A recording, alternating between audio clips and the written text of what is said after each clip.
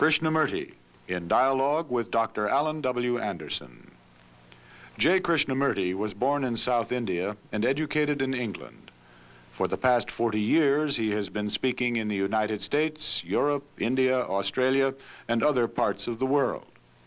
From the outset of his life's work, he repudiated all connections with organized religions and ideologies and said that his only concern was to set men absolutely, unconditionally free. He is the author of many books, among them The Awakening of Intelligence, The Urgency of Change, Freedom from the Known, and The Flight of the Eagle. This is one of a series of dialogues between Krishnamurti and Dr. Alan W. Anderson, who is professor of religious studies at San Diego State University, where he teaches Indian and Chinese scriptures and the oracular tradition. Dr. Anderson, a published poet, received his degree from Columbia University and the Union Theological Seminary. He has been honored with a Distinguished Teaching Award from the California State Universities. Mr. Krishnamurti, I was wonderfully overjoyed in our last conversation. For myself, just as one who was trying in listening to you to learn something of his inwardness, to follow along the passage that we had made from fear through the points as we moved until we came to pleasure. And as we left off, we were still talking of pleasure. And I hope we can begin now to move along. Yes. We were saying so, weren't we? Pleasure, enjoyment, delight, and joy and happiness. Mm-hmm. And what relationship has pleasure with enjoyment and with joy and with happiness? Is pleasure happiness? Is pleasure joy? Is pleasure enjoyment? Or is pleasure something entirely different from those two? In English, we think we make a distinction between pleasure and joy without necessarily knowing what we mean. In our use, in our employment of the words, we will discriminate sometimes. We think it odd to use the word pleasure rather than joy when we think that joy is appropriate. Yes. The relation between the word please and pleasure interests me very much. We'll say to a person, please sit down, and usually that would be thought of Have the pleasure to sit down. Yes, it's not a request. Please yourself to sit down. It's an invitation, not a request. Not quite.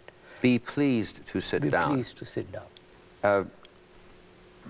It's be pleased to be seated. Yes. Yes. Like in Italian, French, so on. Yes. Right. So within pleasure itself, the word pleasure, there's the intimation of joy, intimation of it that is not strictly reduced to the word. I would like to question whether pleasure has any relationship with joy. It would, well, not in itself, I take it you mean. Or even beyond the word. Is there a line or a continuity of pleasure to joy? Is there a connecting link?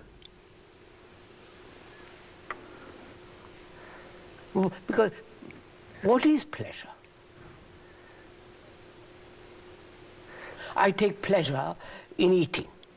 I take pleasure in walking. I take pleasure in accumulating money. I take pleasure in, I don't know, dozen things. Sex, hurting people, sadistic instincts, violent. They're all forms of a pleasure.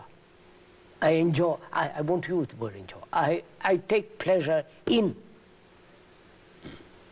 and pursue that pleasure.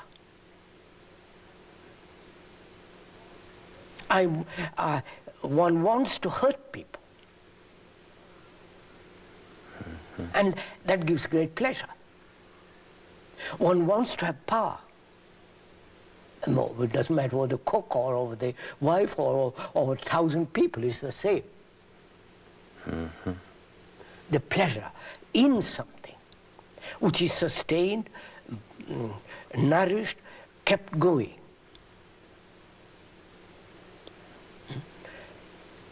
And this pleasure, when it is thwarted, becomes violent.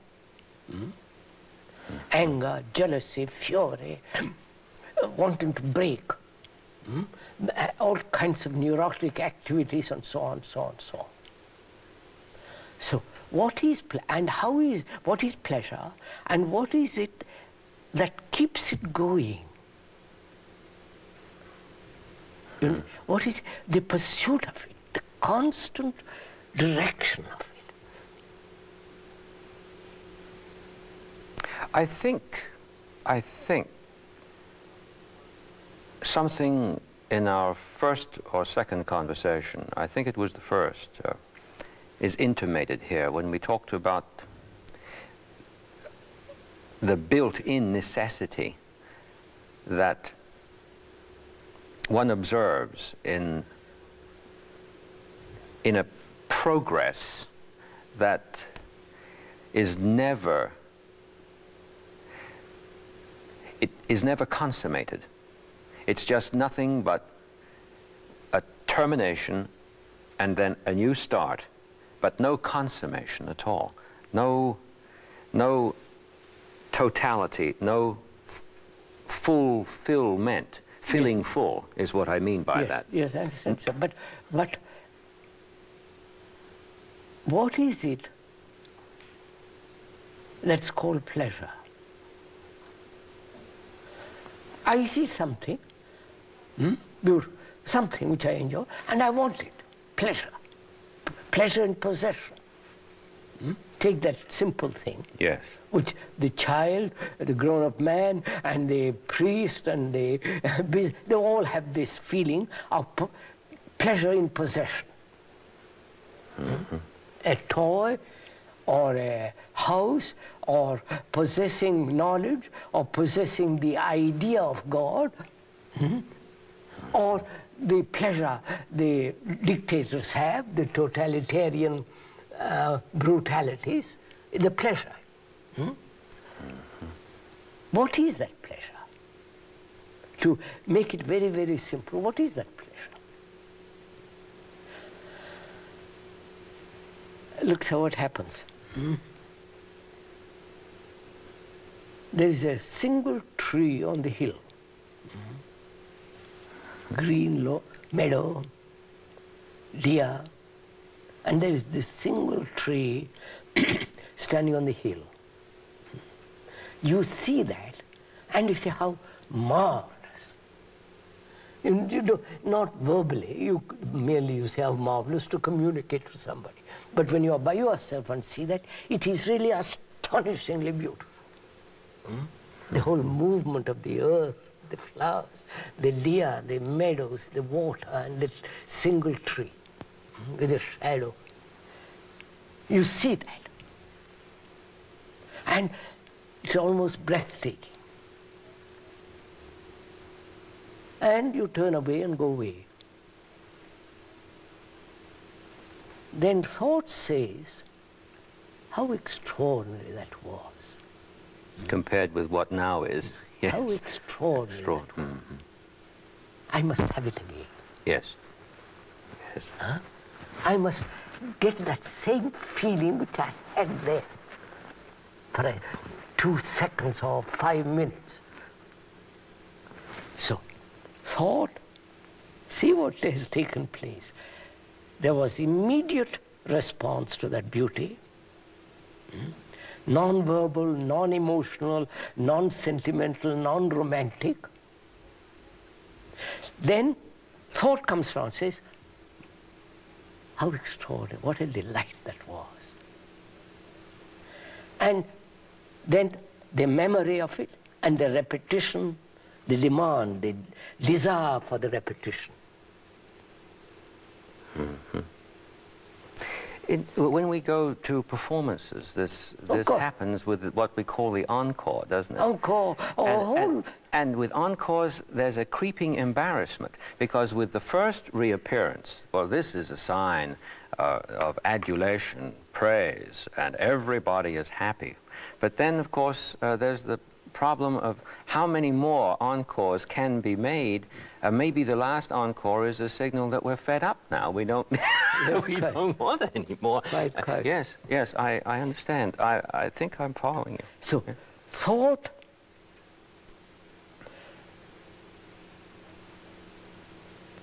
gives nourishment, sustains it, and gives it a direction to pleasure. Mm-hmm. There was no pleasure at the moment of perception of the tree, the hill, the shadows, the deer, the water, the meadow. The whole thing was astonishing. That was real, non-verbal, non-romantic and so on, perception. Mm-hmm. It has nothing to do with me or you, or it was there. Then thought comes around and says, memory of it, the continuing that memory tomorrow, and the demand for that, and the pursuit of that. And when I come back to it tomorrow, it's not the same. I feel a little bit shocked, a little bit, I said, that's it. I was inspired, now I must find means of getting again inspired. Therefore I take a drink, women, this or that. You follow the... Oh, yes.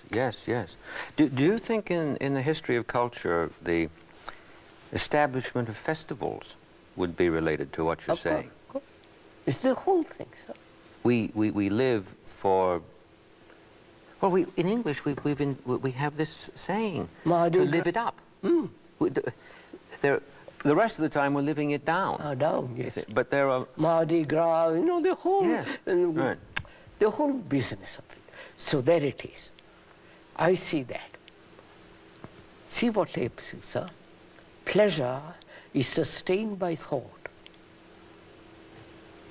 Mm-hmm. Sexual pleasure, the image, the thinking over it, all that, and the repetition of it, and the pleasure of it, and go on, keep on, routine. Now, what a relationship, what is the place of pleasure or relationship to the delight of the moment? Not even a delight, it's something inexpressible. So is there any relationship between pleasure and enjoyment? Enjoyment becomes pleasure when thought says, I have enjoyed it, I must have more of it. Mm-hmm. It's actually a falling out of joy. Yeah, that's it. You see, sir? So pleasure has no relationship to ecstasy, to delight, to enjoyment, or to joy and happiness. Because pleasure is the movement of thought in direction. It doesn't matter what direction, but in a direction. The others have no direction. Mm-hmm. Pleasure and enjoyment, you enjoy. Joy is something you cannot invite. Happiness you cannot invite. It happens and you don't know if you're happy at that moment. It's only the next moment you say, how marvelous that was. So, see what takes place. Can the mind, the brain, register the beauty of that hill and the tree and the water and the meadows and end it. Not say, I want it again. Yes. This would take us back to that, what you've just said now would take us back to that word negation that we spoke of before. Because there has to be a moment when we're about to fall out. We're about to fall out. And what you're saying is the moment that about to fall out appears, something must be done. Yes, yes, you will see it in a minute, sir. You'll see what extraordinary thing takes place. I see pleasure, enjoyment, joy and happiness. See pleasure as not related to any of that, the other two, joy and enjoyment. So thought gives direction and sustains pleasure. Right. Now, I ask, my mind asks, can there be non-interference of thought? Yes. Non-interference of thought in pleasure. I enjoy. Why should thought come into it at all? There's no reason at all. But it does. It does. It does. It does. Therefore, now the question arises, how is the mind, the brain, to stop thought entering into that enjoyment? Yes. Not to interfere. Therefore, they said, the ancients and the religious people, control thought. You follow? Don't let it creep in. Therefore, control it. The minute it raises its ugly head, whack it off. Whack it off. It's like a hydra. Then you get... It keeps on growing. Yes. Now, is it possible to enjoy, to take a delight in that lovely scene, and not thought creep in? Is this possible? I'll show you, it is possible, completely possible, if you are attentive at that moment, completely attentive. You follow, sir? Which has nothing to do with screwing oneself up with muscular effort to focus in there. No, just be wholly there. When you see the sunset, see it completely. When you see a beautiful line of a car, see it. And don't let this thought begin. That means at that moment, be supremely attentive, completely. With your mind, with your body, with your nerves, your eyes, ears, everything attentive. Then thought doesn't come to you at all. So, pleasure is related to thought. And thought is, in itself, brings about fragmentation, pleasure and not pleasure. Therefore, now after having pleasure, I must pursue pleasure. It makes a judgment. Judgment. A judgment. Judgment. And the feeling of frustration, anger, violence, you follow, all that come into when there's the denial of pleasure. Which is what the religious people have done. They are very violent people. Because they have said no pleasure.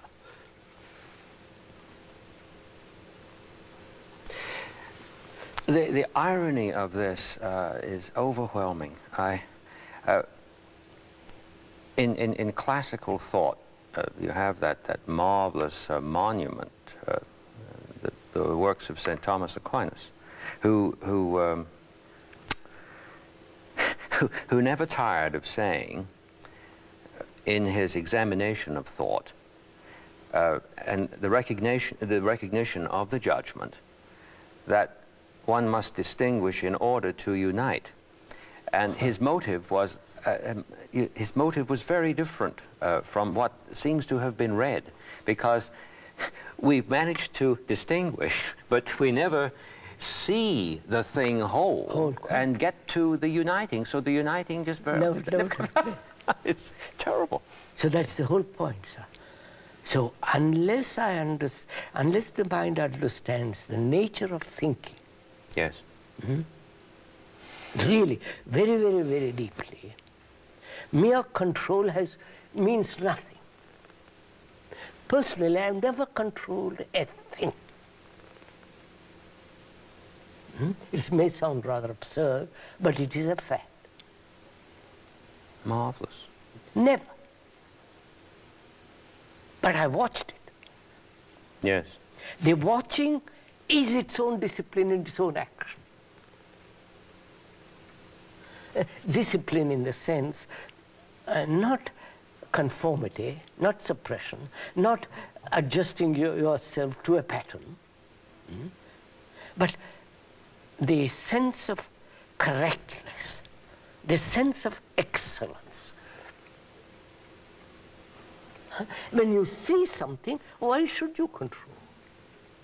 Why should you control when you see a poisonous bottle on the shelf? You don't control. You say, that's quite right, you don't drink. You don't touch it. It's only when I don't read the sign properly, when I see and I think that it is a sweet, then I take it. But if I read the label, if I know what it is, I won't touch it. There's no control. No, of course not. It's self-evident. Yeah. Yes. I'm thinking of that wonderful story in the Gospel about Peter, who in the storm gets out to walk on the water because he sees his Lord coming on the water, and he's invited to walk on the water, and he actually makes it a few steps, and then it says he loses faith. But it seems to me that one could see that in terms of what you've been saying at the point where thought took over. He started going down. That was the time when he started going down. But he was actually the reason that I'm referring to that is because I sense in what you're saying that there is something that supports, that is a support, that's not a support that's fragmented from something else, but there is an abiding something which must be sustaining the person. I wouldn't put it that way, sir. That leaves a door open, that opens a door to the idea in you there is God. Yes, I see the trap. In you there is the higher self. In you there is the Atman, the permanent. Maybe we shouldn't say anything about there. No, we can say this, no. To see, look what we have done, sir, this morning. To see appetite, desire, to see the implication, the structure of pleasure, and its no relation to enjoyment and to joy, to see all that, to see it, not verbally, but actually, you know, through observation, through attention, through care, through very careful seeing, that brings an extraordinary quality of intelligence. After all, intelligence is sensitivity. to be utterly sensitive, in seeing. If you call that intelligence the higher self or whatever, it has no meaning. You follow? It's as though you're saying at that instant it's released. Yeah, that intelligence comes in observation. Yes. And that intelligence is operating all the time if you allow it. Not if you allow it. If you're seeing. I mean, I have seen all my life people who have controlled, people who have denied, people who have negated, who have sacrificed, who have controlled, suppressed furiously, disciplined themselves, tortured themselves. And I say, for what? For God? For truth? A mind that is made tortured, crooked, brutalized? Such a mind can see truth? Certainly not. You need a completely healthy mind. A mind that's whole, that's mind that is holy in itself. Otherwise you can't see something holy. Unless the mind is sacred, you can't see what is sacred.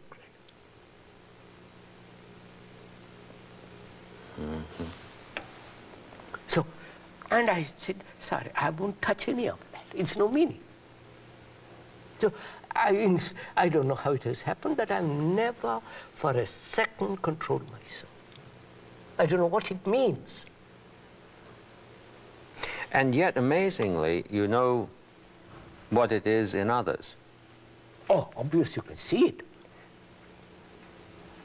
So this is something that you're able to see without having gone through it. Yeah, without having gone through it. Now, this to me is profoundly mysterious. No, I don't mean in the sense of mystification. No. But I mean miraculous. No, not necessarily. I'll show you something, sir. Must I get drunk in order to find out what it is to be sober? Oh, no. Huh? No. Can't No. I see a man who is drunk and say, for God, see the whole movement of drunkenness, what lies behind it, what he goes through. See it and say, I'm finished. But it seems to me that in my listening to you that you're doing more than just observing that someone over there has fallen on his face. Therefore, No. you're right. There's something that's very deep here, Of course. at least to me, Yes, sir. that you've said. Control, in the very, very deep sense, is an activity, not a product. Yeah. And something that you haven't experienced that we would call normally intangible is nevertheless acutely present to you. Yes. And I take it that what you've said is that intelligence reveals that. Intelligence, if intelligence is allowed to reveal it. I think, sir, not allowed. That's the danger, to allow intelligence to operate, which means you have intelligence, then you allow it. Yes, I see the trap of that construction. Yes, I see what you mean. Yes, because now we've got an observer who's got a new gimmick. Yeah, that's right. Yes, I see what you mean. Here. Please go on, please. So, you see, that's why discipline has a different meaning. When you understand pleasure, when you understand its relationship to enjoyment and to the joy and happiness and the beauty of happiness, beauty of joy and so on, then you understand the utter necessity of a different kind of discipline that comes naturally. After all, so look at the word discipline in itself means to learn. To learn, not to conform.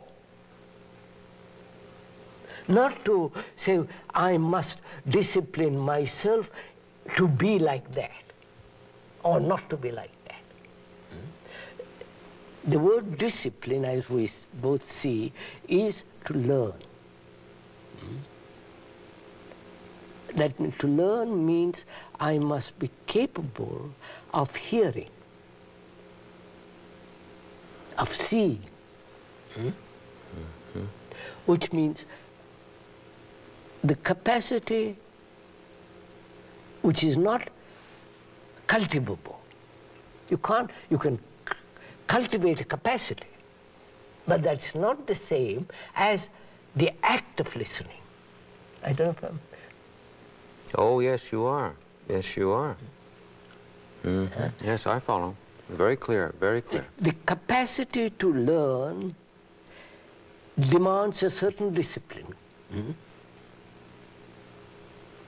I must concentrate, I must give my time to it, I must set aside my efforts in a certain direction and all that. That is,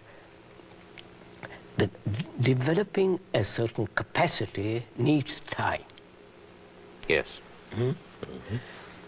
But perception is not, has nothing to do with time. You see and act, as you do when you see a danger. You act instantly. You act instantly because you're so conditioned to danger. Exactly. That conditioning is not intelligence. I don't... You're just conditioned. You see a snake and you recoil and you run away. You see a dangerous animal, you run. That's all self-protective, conditioned responses. That's very simple. But perception and action is not conditioned. You know, we have in the history of the English language turned that word fear upside down in terms of its derivation, because if I remember correctly, fear comes from the Anglo-Saxon word that means danger. That means danger. Danger, of course. And now we've psychologized that word. And now fear means rather my emotional response to the danger and not what I ought to be doing. Yeah, not aware the danger of fear. You follow? Yes. That means, look, no, the ordinary human beings are conditioned now as they are by the culture, by the civilization they live in. They accept nationalism. Say, for instance, taking that for example, they accept nationalism. And the flag, the nationalism, and all the rest of it. Nationalism is one of the causes of war. Oh, yes, yes, indubitably, yes. As patriotism and all the rest of it. Now, we don't see the danger of nationalism because we are conditioned to nationalism as being security. But we do see our fear of the enemy. Enemy, of course. Yes, right. And contemplating that fear of the enemy dulls our capacity to deal with the danger. Danger. So, fear, pleasure, and discipline. You follow, sir? Discipline means to learn. I am learning about pleasure. Mind is learning about pleasure. Learning brings its own order. Its own. Its own order. Yes, yes. That's what I've been calling miracle. Yes. It just asks you to just jolly well leave it alone. Yes, it brings its own order. And that order, it says, don't be silly, control is out, finished.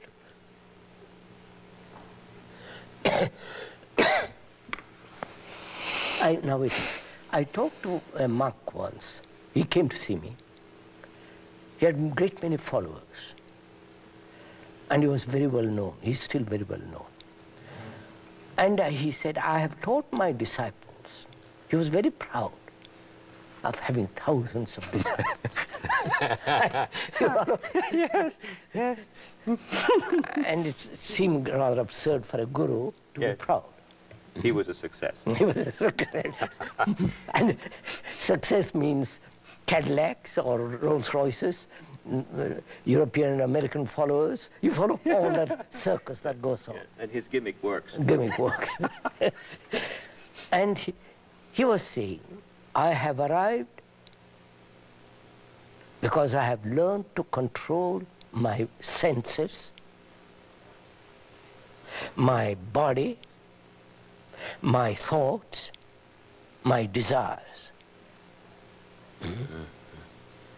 I have held them, as the Gita says. Hold your, something about you're riding a horse, holding them. He went on about it for some length. I said, sir, what at the end of it? You've controlled. Where are you at the end of it? He said, what are you asking? I have arrived. Arrived at what? I have achieved enlightenment. Just listen to it. So follow the sequence of a thought of a human being who has a direction which he calls truth. And to achieve that, there are the traditional steps, the traditional path, the traditional approach, and he has done it. And therefore he says, I've got it.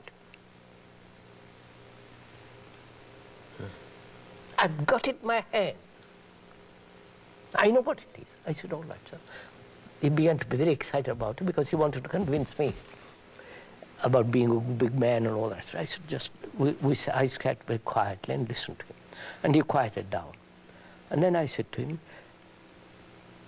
we were sitting by the sea, and I said, do you see that sea, sir? He said, of course. Can you hold that water in your hand? When you hold that water in your hand, it's no longer the sea.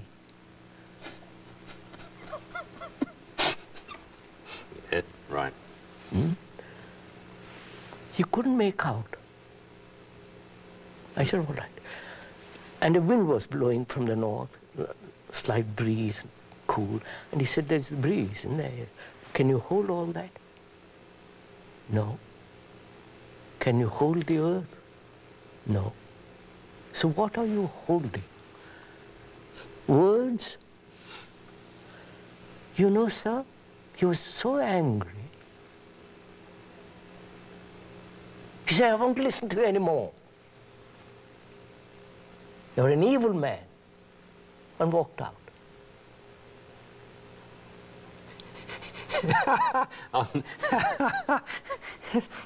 I was thinking of the absurd irony of that. All the time he thought he was holding on to himself, and he just let go as he got up and walked away. So you see, sir, that's what I mean. So learning about pleasure, about fear, really frees you from the tortures of fear and the pursuit of pleasure. So there is a sense of real enjoyment in life. Living then becomes a great joy. You follow, sir? It isn't just a monotonous routine, going to the office, sex and money. I've always thought it's a great misfortune that in that splendid rhetoric of our Declaration of Independence, we have that phrase, oh, yes, the pursuit of pleasure. Pursuit of pleasure, yes. Because the child, the bright child, is reared on that. Oh, rather, sir. And when you're very young, you're not about to turn around and say everybody's daft. I know. That's... So from this you see,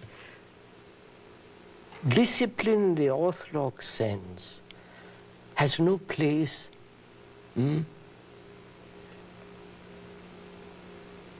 a mind that's really wanting to learn about truth. Not philosophize about truth. Not theorize about truth. As you say, tie ribbons to it, but learn about it. Learn about pleasure.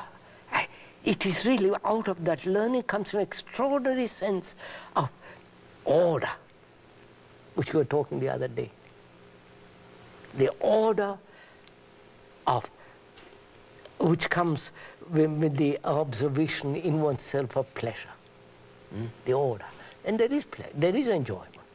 A marvelous sense of ending each enjoyment as you live, each moment. You don't carry over the past enjoyment. Then that becomes a pleasure. Then it has no meaning.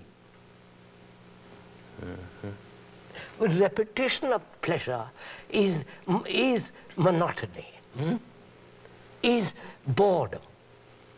And they are bored in this country and other countries because they're fed up with pleasure. But they want other pleasures in other directions. And that's why there is the proliferation of gurus in this country. Because they all want, the circus kept going. So discipline is order. And discipline means to learn about pleasure, enjoyment, joy, and the beauty of joy. And when you learn, you follow, sir. There's always new. I've just thought, well, thought's not the right word.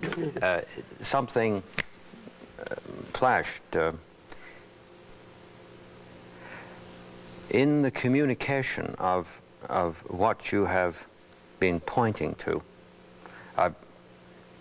if you don't mind, I'd rather say that you've been pointing to than to use the Yes, phrase that yes. you've been saying. Yes, sir, yes. I hope I've understood you correctly here, because in terms of the communication problem, it seems that there's been a profound confusion between perception and practice. Yes. Oh, yes. I have grasped that. It's as though we have the idea that perception is perfected at the end of practice. Practice is routine, is death. We do have that idea.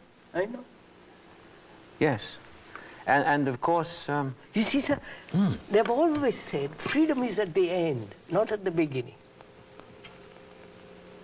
On the contrary, it's at the beginning. It's the first step that counts, not the last step. So if we understand this whole question of fear, pleasure, joy, their understanding can only come in freedom to observe. And in the observation, learning. And the acting, they're all at the same minute, no? At the same moment. Not learn, then act. It is the doing, the seeing, all taking place at the same time. That is whole. All these marvelous participles being in the infinite mode in themselves. Right. In themselves. Yes.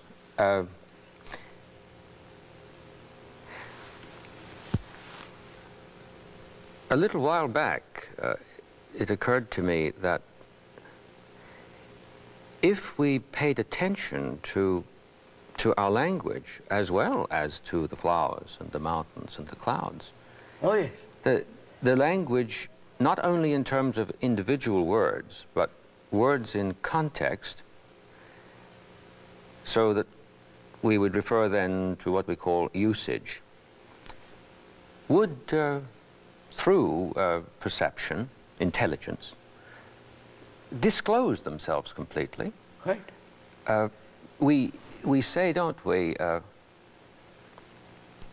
that one is pleased, one is joyed.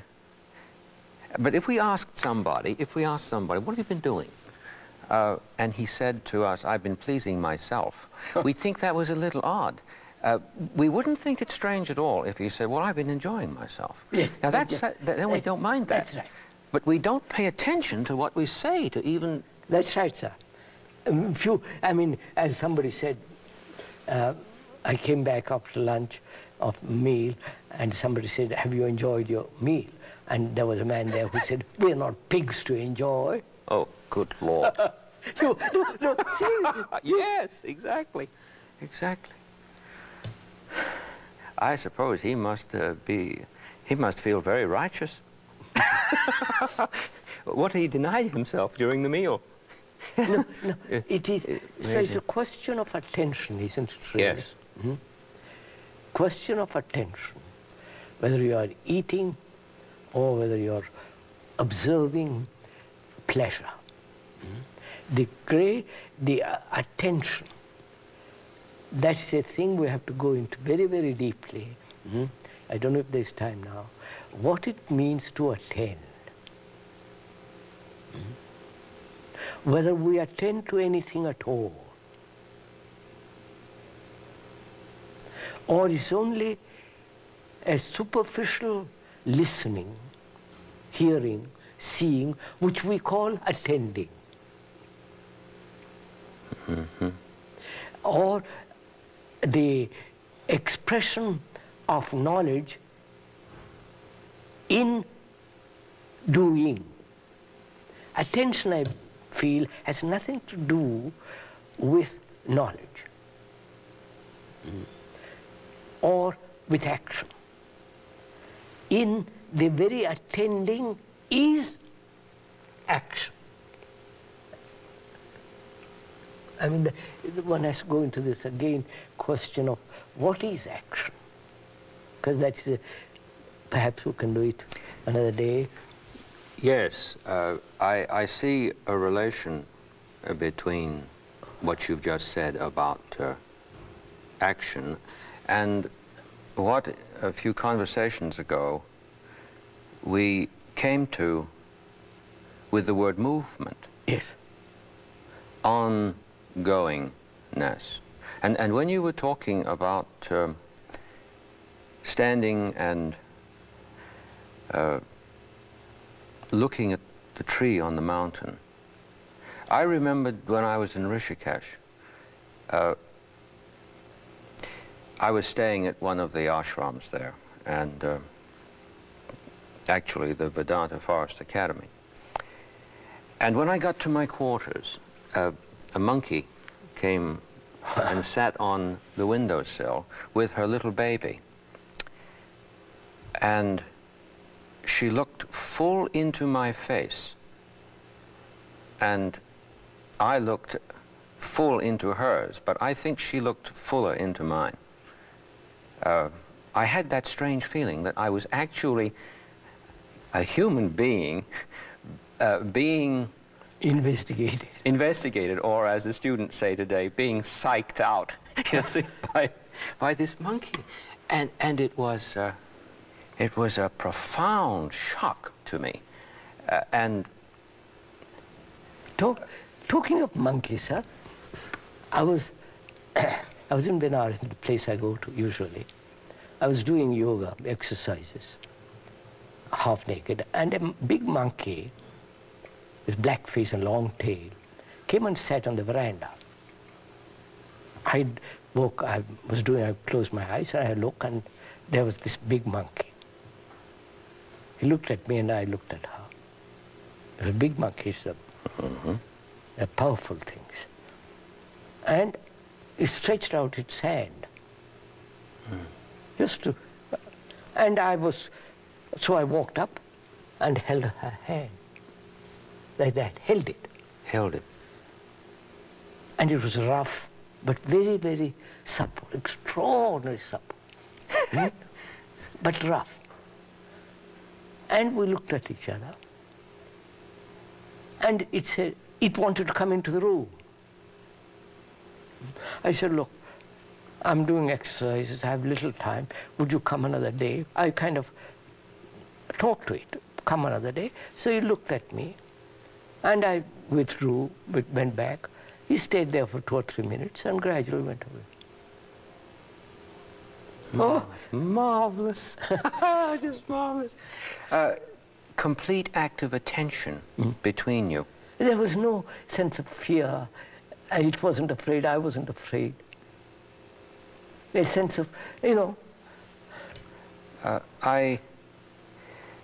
This reminds me of a story I read about Ramana Maharshi, how when he was a young man, he went and lived in a tiger's cave, and was occupied by the tiger, and the tiger would come back after the hunt, and in the early hours of the morning, and sleep with him. To read that within the environs of our culture well, it starts, you feel undone when you read that. If you think for a moment you could allow yourself to believe it. But in the context of what we've been saying about the monkeys, and this marvelous story you told me, I wish I could have shaken the hand of that little mother with her baby. I wasn't ready to. No, I think it was really, I don't know, there must have been a communication, there must have been a sense of friendship, you know, without any antagonism, without any fear, without any, it looked at me, you know, and I think attention is something not to be practiced, not to be cultivated. Go to a school to learn how to be attentive. That's what they do in this country and other places. Say, well, I don't know what attention is. I'm going to learn from somebody who will tell me how to get it. Then it's not attention. Speed reading, it's called. Speed, yes. 1,000 words a minute. Yes. So that's why I feel there is a great sense of care and affection in being attentive, which means diligently watching. That word diligent comes from leggere, you know, of course, to read. To read exactly what it is, what is there. Not interpret, not translate it, not contrive to do something with it, but to read what is there. There is an infinite lot to see. There is tremendous lot to see in pleasure, as we saw. Oh, yes. And yes. To read it, and to read it you must be watchful, attentive, diligent, care. But we are not, we are negligent. The opposite, you follow negligent. We say, yes, what's wrong with pleasure? There's a colloquial remark in our tongue when somebody wishes to secure attention, they will say, do you read me? Yeah. That, of course, has been taken over into technology, into different aspect. But quite apart from what someone would be saying with earphones on in a plane, just common ordinary practice, sometimes a person will say that. So what we have done is really read this whole map. Yes. From the beginning of responsibility, relationship, fear, pleasure, all that we have, just to observe this extraordinary map of our life. And the beauty of it is that we've been moving within the concern for the question of the transformation of man, which is not dependent on knowledge or time, without getting worried about whether we're getting off the track. It is happening naturally. And that I take it is not a surprise to you, of course, but I'm sure that I'm sure it's shocking in terms of... And that's why also, sir, it is right to live with the company of the wise. You know, be with a man who is really wise, not this phony people who are wise, but the real wisdom. Not bought him in books, not attending classes where you're taught wisdom. Wisdom is something that comes with self-knowing. Reminds me of a hymn in the Veda that talks about the goddess of speech, who never appears except among friends. Yes. Marvelous. Actually, that means that unless there is the care, the affection that you mentioned, Yes. that is continuous, concurrent with attention, there can be nothing but babble. Of course. There can burble, babble, Which the modern world is encouraging, you see. Yes. Again, which means the superficial pleasures. Not enjoyment of, you follow, superficial pleasures have become the curse. Because, and to go behind that is one of the most difficult things for people to do. Because it goes faster and faster. Yeah, that's just it. It goes faster and faster. And that's what is destroying the earth, the air, everything they are destroying. There is a place I go to every year in India, where there is a school. It is, the hills are the oldest hills in the world. What a beautiful thing. Nothing has been changed. No bulldozers, no new houses. It's an old place with the old hills, and in there, amongst there is a school with which I'm connected and so on. And you feel the enormity of time. The feeling of absolute non-movement. Which is civilization, which is all this circus that's going on. And